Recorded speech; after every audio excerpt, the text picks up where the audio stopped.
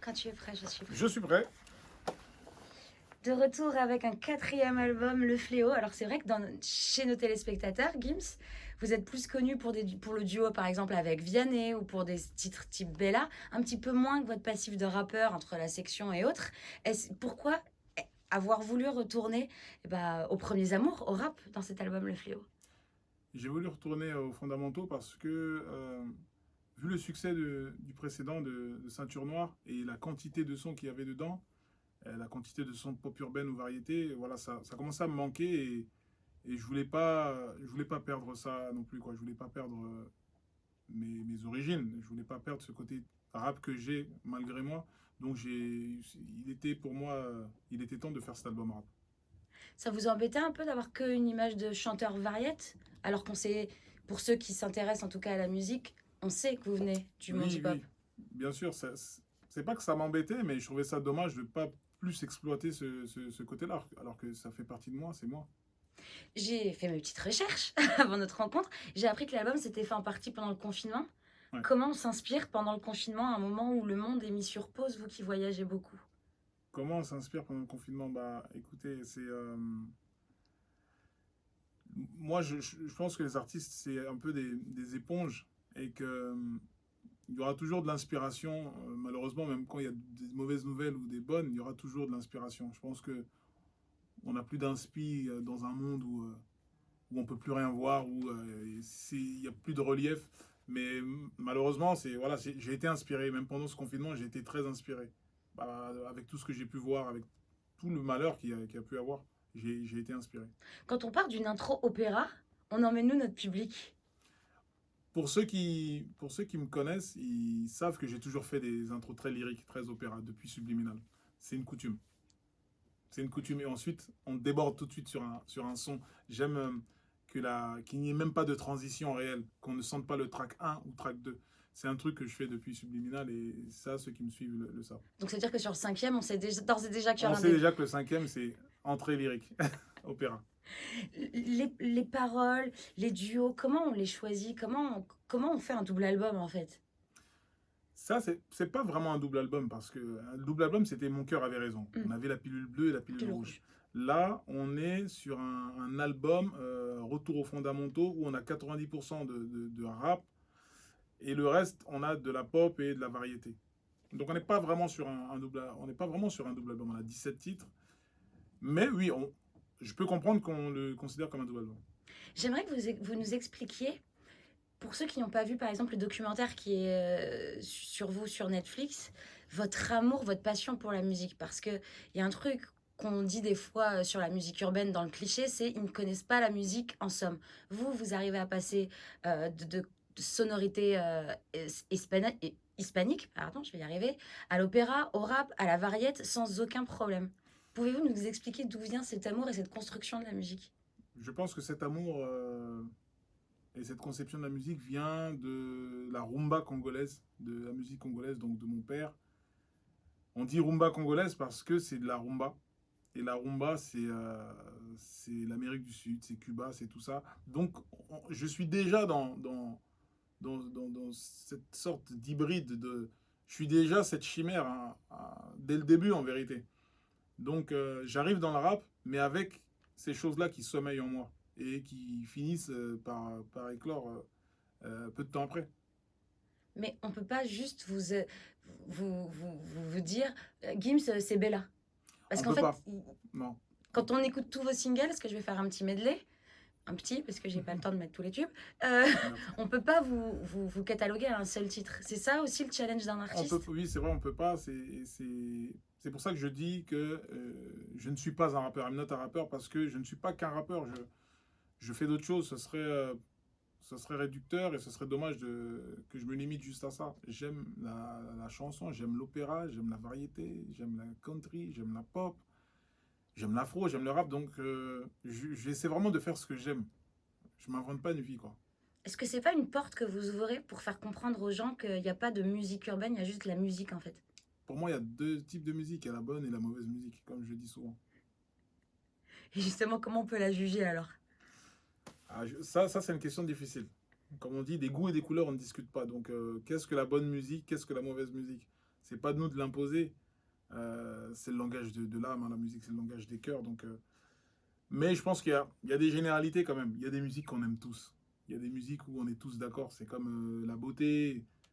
Bien sûr que voilà, la beauté c'est quelque chose, pas d'abstrait, mais il y a des gens qu'on, voilà, on sait que telle personne ou telle personne est belle ou telle chose est moche. Il y a des généralités, je pense. Comment on fait quand on est dans une famille où tout le monde est musicien quasiment, quoi? Je pense à votre Oui, oui, papa oui. et puis je pense aussi à votre frère. Comment on arrive chacun à, pas à Bah, se trouver, mais à trouver sa place en tout cas dans une industrie qui peut être aussi compliquée? honnêtement, c'est pas évident. Moi, mes frères ont commencé la musique bien avant moi. Je m'y intéressais pas plus que ça. J'aimais bien. Je les imitais et tout. Donc, j'étais pas dedans. Moi, j'étais dans mes dessins, mes mangas, etc.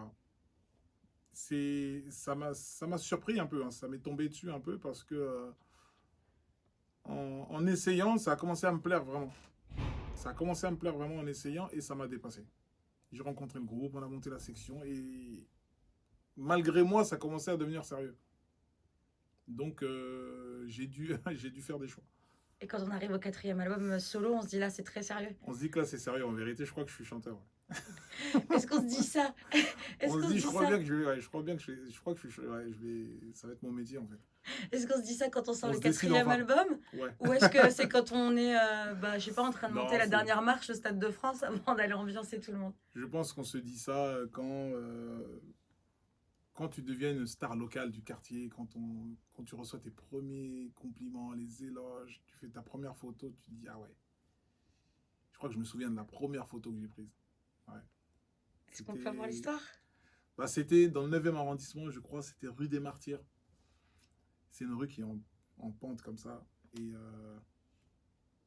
à l'époque, il n'y avait pas vraiment les réseaux sociaux et tout.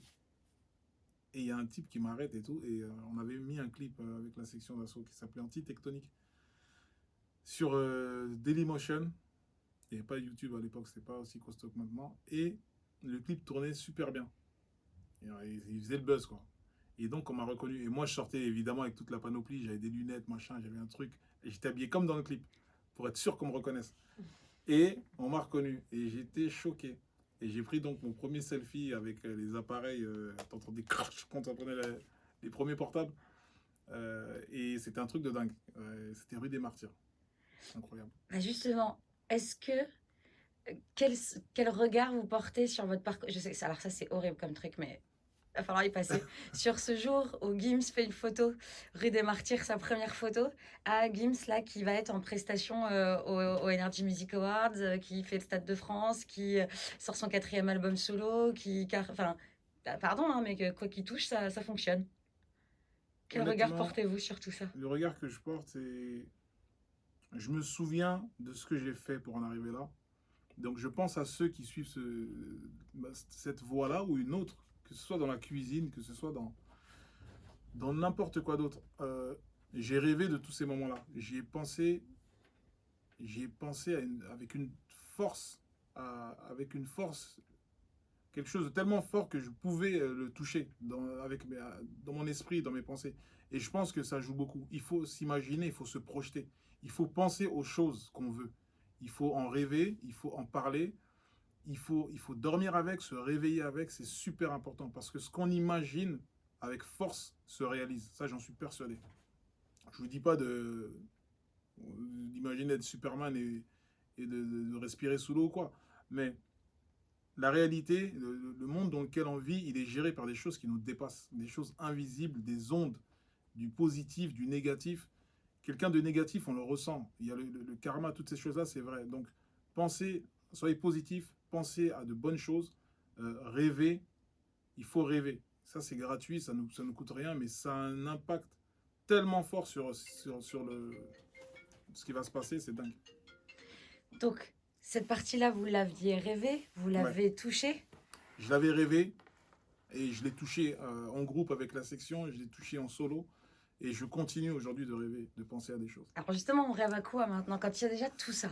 Bah, on rêve encore parce que il faut rêver. Ça serait triste. Ça voudrait dire que ça y est, c'est terminé.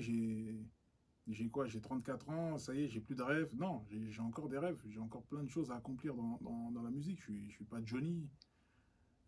Donc, il y a encore des rêves. Justement, vous êtes très positif aussi dans votre discours. J'y retiens un truc qui est un peu négatif. Le titre de l'album, Le Fléau. Vous vous considérez comme un fléau? C'est un bon fléau. C'est pas, c'est justement, je l'explique. En fait, il y a 11 ans, je disais dans une chanson, je suis passé de Gims à Maître Gims, bientôt tu m'appelleras le fléau. Je l'ai dit il y a 11 ans. C'est une promesse que je tiens. Justement, j'y ai pensé fort et il se réalise maintenant. On est encore dans ce truc de penser à, penser à ce que vous voulez faire, penser à ce que vous aimez de toutes vos forces. Et voilà, aujourd'hui, j'en viens à faire le fléau. Ça fait 11 ans de réflexion. Et Donc, c'était déjà c'est dans un votre nom que tête? j'avais avant. On m'appelait le fléau, Gims, le fléau, parce que j'étais partout, dans tous les battles, tous les freestyles. J'étais toujours là, on me mettait toujours en avant. J'étais un vrai fléau. C'est pour ça que c'est un surnom que d'antan. Et justement, donc du coup, avec ce nom aussi, on revient à la musique urbaine, On revient à la musique au urbaine. rap, Bah oui, c'est si je très puis dire. urbain. Il y a un concert aussi qui va être fait dans pas longtemps, Ouais, en version streaming. exactement, une Comment on se avant-première. prépare à une version streaming quand on est habitué Eh ben, à je sais haranguer la pas. foule? Je sais pas comment on se prépare à une version, un concert streaming. Ça va être particulier. C'est le 20 décembre, vous avez déjà C'est le 20 commencé? décembre. On est à quelques semaines, même pas. C'est une première pour moi. Je vais découvrir comme le public, hein. Mais je me dis, on fait des Insta Live, on fait plein de stories, de machin. Ça marche plutôt bien. Les gens nous écoutent. Il y a plein de connectés, de machin. Je me dis, autant chanter. Si je posais la caméra et le téléphone et je ramène toute l'équipe de la tournée et qu'on fait un vrai show, les gens regarderaient. Donc je me dis, j'y crois. Honnêtement, j'y crois. Est-ce que c'est l'avenir pour vous? C'est, je pense que c'est quelque chose qui va trouver sa place. Mais ça ne vaudra jamais un concert. Un vrai concert avec le public, avec la vraie chaleur, avec les vraies ambiances. Ça ne vaudra jamais ça. Mais oui, dans un monde où on est confiné à jamais, oui, ce serait l'avenir. Bon, je sais que vous pouvez pas trop en dire, mais je vais quand même essayer, hein, c'est mon travail, je gratte. Je sais ce que tu veux dire. Les NME? Hein? Qu'est-ce qui nous attend à NME? Ah non, NMA, non, c'est je crois. Ah, c'est qu'est-ce qui nous attend à NME? Qu'est-ce qui nous attend? Bah oui, parce qu'il y a des noms, quand ils sont annoncés en live au NME, on sait qu'on va avoir du show. Qu'est-ce qu'on va avoir? Qu'est-ce que vous nous réservez? Euh, ce NMA, il est particulier, hein. Il va avoir une saveur particulière. C'est à Paris.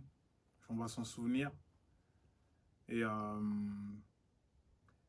ce que je réserve, c'est. Qu'est-ce que je pourrais dire? Ça va être énorme. Inoubliable. Mais vraiment, énormissime. Pour vous, pour les gens? Pour moi, pour mon équipe, pour les artistes avec lesquels je bosse, pour toute notre team. Ça va être énorme. Je pense que c'est notre année. C'est notre NMA. Et un dernier truc, est-ce que si vous avez envie, bien sûr, un petit mot pour les téléspectateurs d'LCI qui peut-être vous découvrent avec ce quatrième album? Et ben, enchanté déjà, si, pour ceux qui me découvrent. Et j'espère que vous allez apprécier. L'album est là.